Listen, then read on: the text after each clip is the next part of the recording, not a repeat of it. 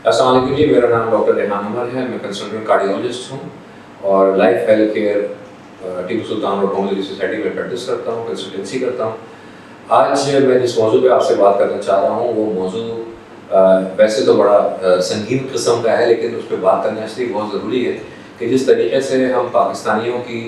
जो खुराक है और हमारा जो लाइफ स्टाइल है जिस तरीके से ख़राब हो रहा है और उसकी वजह से जो शरह अमवात है, शरह बीमारी है हार्ट के हवाले से हमारे मरीज़ों की वो बतदरीज बढ़ रही है। वेस्टर्न वर्ल्ड में अगर आप जाएँ तो अमराज़ क़ल्ब से जो अमवात होती हैं, बीमारियाँ होती हैं, वो कम हो रही हैं निस्बतन माजी के मुकाबले में, क्योंकि उन्होंने अपने लाइफ स्टाइल पर नज़रसानी करना शुरू कर दिया है। इसके बरअक्स हम लोग जो हैं, हमारे यहाँ पर सिगरेट नोशी, तंबाकू नोशी, गुटखा, पान, छालिया, हलवा पूरी, घी, तेल, निहारी, पाए, इनकी वजह से अमराज़ क़ल्ब में बतदरीज इजाफा हो रहा है। और अमराज़ क़ल्ब की जो कॉम्प्लिकेशन है जिसमें सबसे बड़ी हार्ट अटैक, जिसको MI कहते हैं हमारी ज़बान में, वो बहुत ज़्यादा हो रहा है, स्पेशली यंग एडल्ट्स में।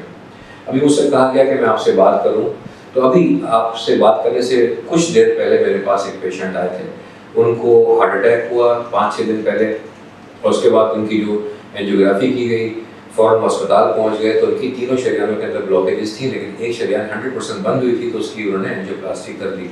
यहाँ पर मैं ये कहना चाहूँगा कि जिन हजरात को अल्लाह न करे अगर हार्ट अटैक होता है, वो जाके वक्त पे पहुँच जाते हैं अस्पताल में, ऐसे अस्पताल में जहाँ पर एंजियोप्लास्टी की सहूलत होती है,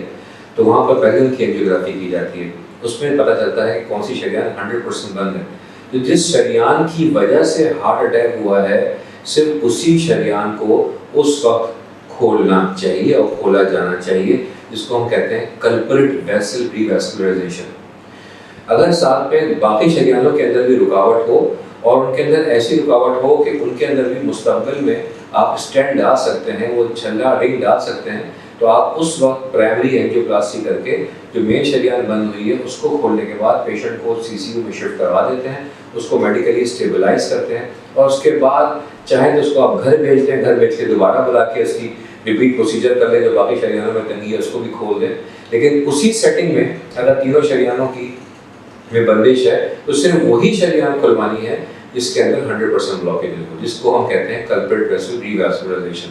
इसमें कोई ओवर एंथुसियाज्म नहीं करना कि आप डॉक्टर साहब आपने एक शरीयान खोली, मेरी बाकी भी खोल देते हैं, क्योंकि हार्ट अटैक के वक्त अगर आप बाकी शरीयानों को हाथ लगाते हैं, उसको खोलने की कोशिश करते हैं, तो उसके अंदर कॉम्प्लिकेशन रेट ज़्यादा होते हैं।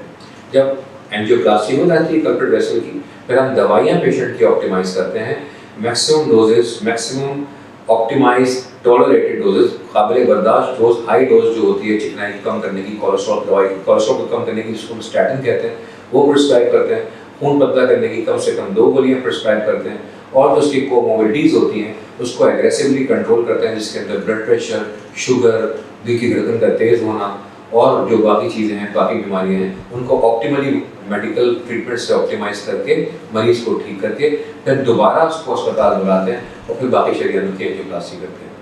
ये है हार्ट अटैक के वक्त। लेकिन अगर सिर्फ एंजाइना की वजह से आपकी एंजियोग्राफी हो रही है कि आपको चलने से दर्द होता है, आप डॉक्टर के पास चले गए, उसने आपकी एंजियोग्राफी कर दी, तो उसको हम प्राइमरी एंजियोप्लास्टी नहीं कहते, वो इलेक्टिव प्रोसीजर होता है। उस वक्त चाहे तीनों शरीयानें बंद हों या 2 शरीयानें बंद हों, आप तीनों की एक साथ, दोनों की एक साथ एंजियोप्लास्टी करा सकते हैं। बाज़ दफ़ा ये होता है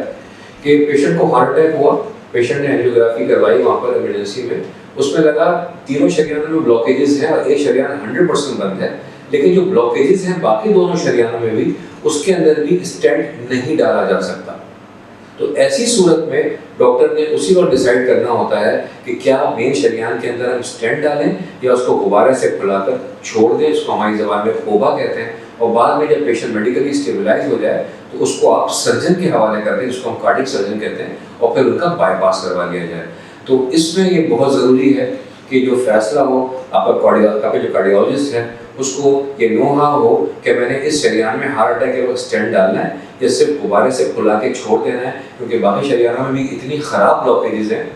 कि ये पेशेंट स्टेंट के लायक नहीं, उसको गुब्बारे से खोल के दवाइयों से स्टेबलाइज करके फिर उसका बाईपास करवाना है। तो ये 2-3 प्रेजेंटेशन हैं जो हार्ट अटैक के पेशेंट्स में होती हैं। मेरा ये ख्याल था कि मैं अवाम नास को इन तीनों प्रेजेंटेशंस के बारे में थोड़ी सी आगाही दे दूँ, ताकि उस वक्त जब प्रॉब्लम में इंसान होता है, जब पैनिक होता है, इंसान को घबराहट का शिकार होता है, परेशानी का शिकार होता है, तो कुछ नहीं सूझ रहा होता, बहुत ज़्यादा है कि उसका मरीज बच जाए,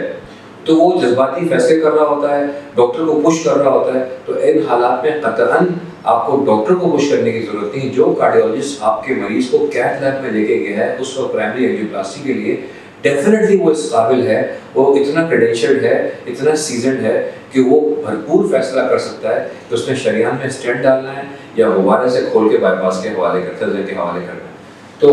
مجھے امید ہے کہ آپ کو میری باتیں سمجھ میں آ گئی ہوں گی اور آپ کو تھوڑی بہت آگاہی آ گئی ہوگی کہ جب ہارٹ اٹیک ہوتا ہے تو پھر اس کے لیے اپروچ کیا کرنی پڑتی ہے. جلد سے جلد ایسے اسپتال پہنچنا ہوتا ہے جہاں پر کیتھ لیب کی فیسلٹی ہو، وہاں پر ڈیفینیٹلی اس کا کارڈیولوجسٹ جو ہے وہ آن کال ہوتا ہے اور اس کو بلا کے پھر وہ پروسیجر کرواتے ہیں اور اس کو پتہ ہوتا ہے کہ اس نے اسٹینٹ ڈالنا ہے یا بیلون سے کھول کے آگے جا کے سرجن کے حوالے کرنا ہے. ایکیوٹ کیسز میں کبھی بھی ہارٹ اٹیک کے وقت بائی پاس نہیں ہو سکتا. اگر آپ کو مزید کچھ انفارمیشن درکار ہو، اگر آپ کو اپنی مرض کے بارے میں آگاہی حاصل کرنی ہو، اگر آپ نے علاج کروانا ہو، تو ہم لائف ہیلتھ کیئر میں بیٹھے ہوئے ہیں ٹیپو سلطان روڈ کے اوپر. آپ تشریف لائیے ہمارے پاس، انشاءاللہ آپ کو مفید مشورہ بھی دیں گے اور آپ کو وے فارورڈ گائیڈ کریں گے. اگر آپ کو ڈائبٹیز ہے یا ہارٹ ڈیزیز ہے یا ہائپر ٹینشن ہے، بلڈ پریشر کی بیماری ہے، تو آپ ضرور ہمارے پاس تشریف لائیں. شکریہ، السلام علیکم.